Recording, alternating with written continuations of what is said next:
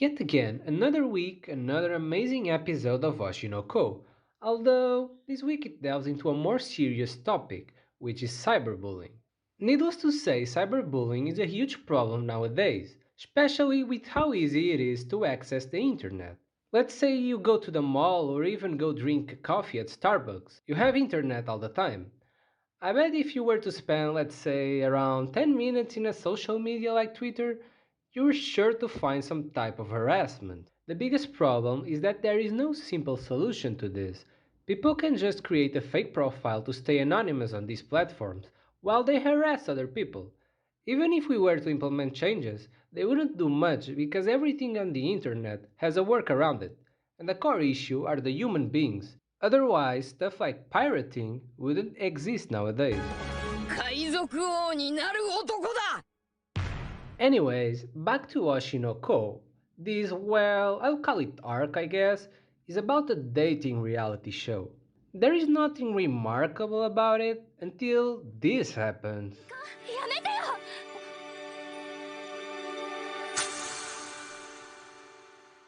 そうやって簡単にひっついてやり口に品がない Even this scene ends up not being a big deal, since both later make up. However, this is a reality show. You need some drama, right? At any cost. And what do you think the director did? Well, as the amazing human being he is, of course, he showed the viewers this scene. あかねあかね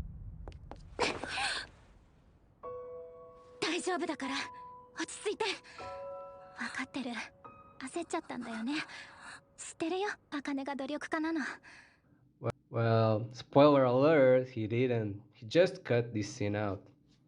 Oh well, you can guess how the internet reacted, much like in real life.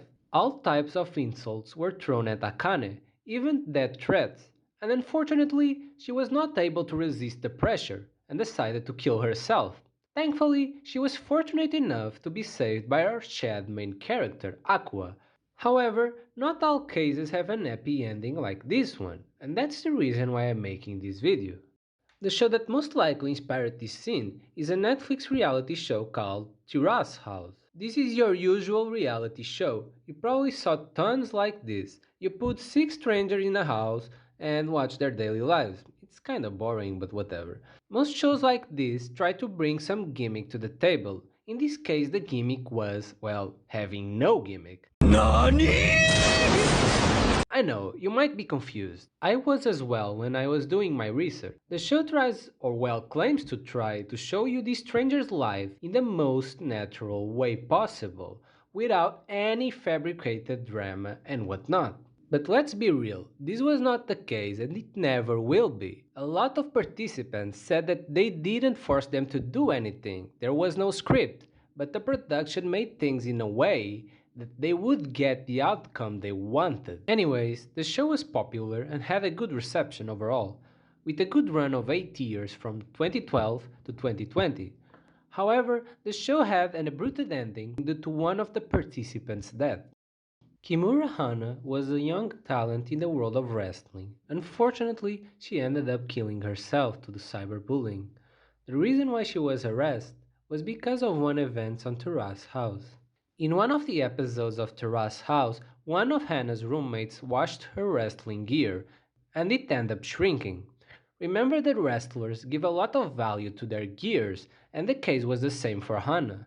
So you can guess what her reaction was. She was definitely not happy, and ended up having an argument with her roommate. Unfortunately, Anna got out of this argument in a bad tone, and the public saw her as a villain. As always, how do you think the amazing internet audience reacted? Of course, the first thing they do is harass her through social media, sending death threats, completely ignoring the fact that this is a reality show, and no matter what the production says, a lot of stuff is scripted or partially forced. Imagine thinking outside of the box and not following the mob. Anyways, the developments in this story are the same as Akane's, but unfortunately, there is no Aqua here, so she ended up killing herself. Before she died, she started to post tweets about how sad she was, because everyone hated her. You could even see that threads under those tweets, yet no one tried to reach out to her. The signs were there, yet no friends tried to look for her and talk face to face.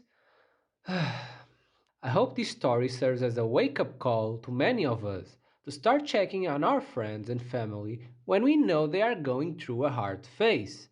It's very easy to ignore and say things like I'm busy with work or they'll get through it somehow, but the truth is, some people are not emotionally strong to face this type of bullying, so they need to lean on someone.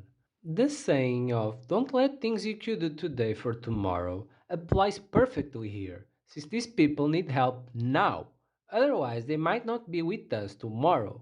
Aqua has a good quote as well that I would like to share. It's not really a spoiler, since it's only a quote and not story relevant. And I quote, people die easily. When someone cries for help, you have to act immediately, or it will be too late. In the end, people fail to realize the weight that their words might have on someone else, so they just say whatever they want.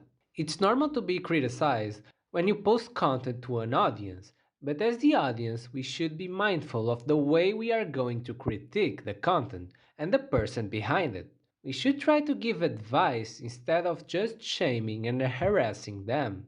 If you think someone is suffering from bullying, try to contact them, and if need arises, contact your local help center. Don't sleep on this issue because it's very real and requires quick action, otherwise, you might not get a second shot.